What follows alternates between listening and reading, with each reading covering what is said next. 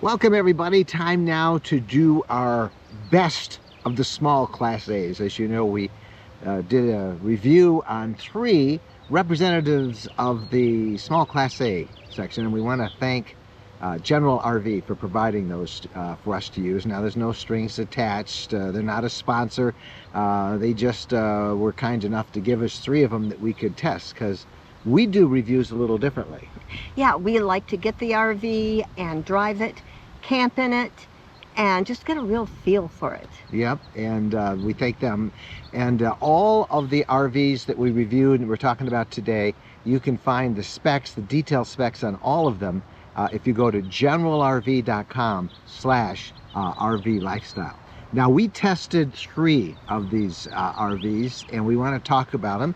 The Thor Axis, the Winnebago Vista, the National Parks Edition, and the Coachmen Euro. All are considered small Class A's because they're just under that 30-foot mark. So, want to tell you how we review. As Jennifer says, we camp in them and we drive them and we actually use them. But we want to explain that we all have individual likes. I mean, there's certain things that Jennifer and I like that appeal to us in an RV that may not appeal to you. So understand that this is reflecting the things that we like, right? Right. And like I say, what we like, you might have no interest in whatsoever. You're looking for something totally different. So, for example, we like a rear bedroom. We'd like a rear bedroom, and that's important to us. And you'll see our taste kind of reflected in all the reviews we did. If you haven't seen the reviews, they're all on a playlist about small Class A's right here on our YouTube channel. So let's start with the first one, which was the Thor Axis. And what was nice about that, 27 feet 2 inches. Now, this is the smallest of the 3 units that we tested, the actual smaller, and you can probably buy this one. It's probably the most affordable for around $100,000, a little bit over, maybe even less sometimes, depending if you get a 24 just before the 25 models come out. But it's the smallest and the most affordable of the ones that we tested. And it has storage room on the inside and the outside, and it has a generator. Yes, and that's really nice. For example, if you stop at a rest area and you want to cook up lunch and you need to use the microwave, it will work, or turn on the air conditioner for a little bit. It has a really nice look, nice design. Yeah, it's a little cramped in the interior. Yep. No auto levelers. They do have some rear stabilizers, but stabilizers just keep it from bouncing around and moving around. And something that's nice is you can sleep in it without having to put a slide out. Oh yes, big plus. And it has very limited solar. I think it had 1 panel, and had no lithium. And I don't know that you can get those as an option or not, but it's not really a great boondocking unit as such, except it has that generator, so it can be. And limited solar, but again, I'm sure if you wanted more, you could get it. All right, so that's the Axis. The second one we tested was the Winnebago Vista, their National Park Edition, and this is the largest of all the ones that we tested. It comes in right at 30 feet long. And that's the limit, by the way, to what anything over 30 feet is not considered a small Class A. So this is right at the top of that. And that can be bought for about $170,000 to $180,000. Yep. Now the MSRP is way higher on all of these units than the prices we're giving you. And it all depends on where you buy and what kind of wheeling and dealing you can do. But in general, these are the prices we think that you could target if you were going to buy for all of them. This is obviously, because of its size, the most roomy. Yeah, it's got a super slide on it, like the whole length. Yep, the whole driver's side comes out. It's like a wall, a super slide wall. So it's just gives you lots of room in there with that super slide. It has great storage. Again, it has all that length, so that storage makes it great. Lots of outside cabinets that you can get in, and that was really nice. And a 5,500 watt generator is a big deal. It's a really big deal. It does have lithium battery. It has one, I think, that comes with the one we tested. It does have I think 300 watts of solar, and I would assume that you could update that. And it does have those Lippert auto levelers, which are really nice. But low maximum cargo carrying capacity. Just over 1,300 pounds of cargo carrying capacity in that. And you know, cargo capacity is the weight of the passengers, the weight of your dog. We got a 70-pound dog. Or all of the furnishings that you might bring extra, you know, if you've got some toys, you've got some motorcycles that you hear. If you're carrying an e-bike or other bikes, it's a tongue weight of whatever you're towing these things with. What I'm trying to tell you is doesn't give you a lot of wiggle room, and you're going to be over that capacity. Just 1,300 pounds. Mm-hmm. You would not, for example, want to travel with a full freshwater tank. Water weighs 8.3 pounds per gallon, and that's a lot of weight. So you'd want to fill up when you got to your destination.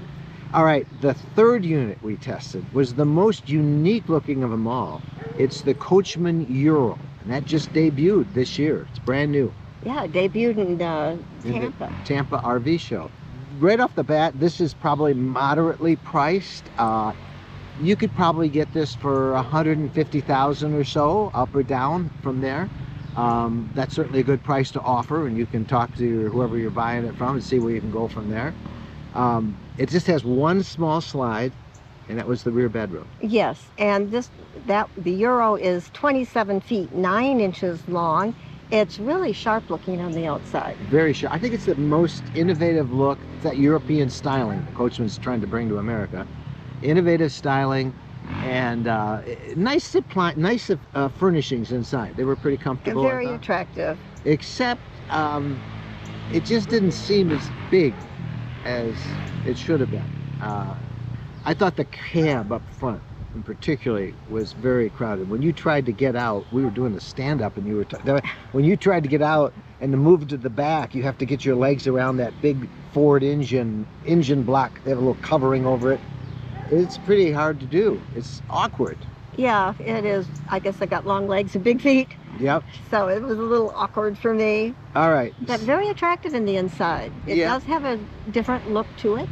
But the biggest detriment in our view was there was no storage. They have all these things that look like storage compartments, but they all have a little red sticker saying, "This is not a storage compartment." And it's just access points for plumbing or stuff like that. I think there's only one really major, large storage compartment outside on that. So you can't bring a lot of things with you like on there. Well, I think that's good that they have all those little red stickers so you don't get your hopes up that you've got a bunch of storage room. Because you don't. All right, so there's 3 of them. And now we're going to tell you which one we think is the best overall. First off, we want to say we liked all 3 of these Class A's. And that we did. But all right, you got to eliminate something, right? So we are going to help you out on this thing and tell you what we're going to eliminate. And the first one we're going to eliminate is the Euro. For the big reason, no storage outside. I found that very frustrating. I mean, I couldn't bring our favorite chairs with us. You know, but one thing about the Euro, the one they have right now, has a dishwasher in it, but they're saying they're going to get rid of the dishwasher and could put in a combo washer dryer as an option. And so that's nice. That is something that might encourage a lot. But of there folks. goes another 100 pounds. Is the carrying capacity on the Euro? It's ironic that it has no storage because it has the largest carrying capacity, maximum cargo carrying capacity. It's like over 2,000 pounds. So that would be great. It's just that there's no compartments outside to store stuff in. So we're going to eliminate that. And, you know, again, it's very nice, but it's just, it felt too cramped, particularly in the cab, trying to get to the back and use the cab as part of the RV, and no storage. Those are the big reasons I would scratch that from a list. So that leads us down to the biggest one, which was the Vista, and the smallest one, which is pretty ironic. Yeah. But most affordable, the Thor Axis. So, the winner is the Thor Axis for us. And that's a surprise, isn't it? We actually thought before we tried them that we would say, oh, it's going to be the Winnebago Vista, and the Vista is great. It's we beautiful. really liked it. It was a tough decision for us. But in terms of the things that we like best, drivability, camp ability, comfort and size, affordability, and just general likability, the way it looks and feels, the Axis surprised us. And we think that that is the best bang for the buck, so to speak.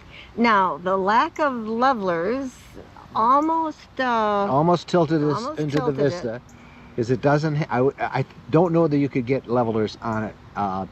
You know, we end up using those little Lego blocks to drive the wheel up.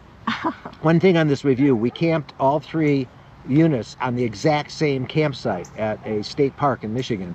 So we were able to test them all on the exact same circumstances. Yeah, unlevel, muddy.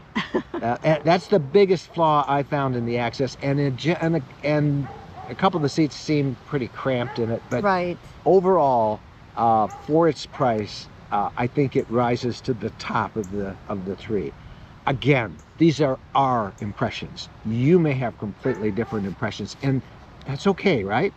So, but we can only judge on the things that appeal to us. So I was right when the minute I walked into it said, "Can I have one of these?" You did. We always do, you know, Jennifer's first impression, because first impressions count, right? And when she walks in, well, here, listen, I'll replay it. I like it. Can I have one? And that was the first one we tested. We didn't know where it was going to go. All right. Hey, again, thanks to General RV for letting us use these units, and they have graciously put up a web page. You can read all of the specs on them, do your own decision, find out what works best for you. And again, we should also point out there are other small Class A's. Some of them go up to $250,000, $300,000. We only tested those 3, which are kind of the entry level, the mid level, and the high end of the 30-foot units. The high, you know, lengthwise. There are plenty of others. Class A's, small Class A's, it's a big trend, and we enjoyed testing it all out. We also would enjoy it if you would give this a thumbs up. Please help us. That helps our videos get seen more, and also we would love it if you have not already done so. Please subscribe to the RV Lifestyle channel right here on YouTube. We're Mike and Jen. Thanks for watching. Happy trails.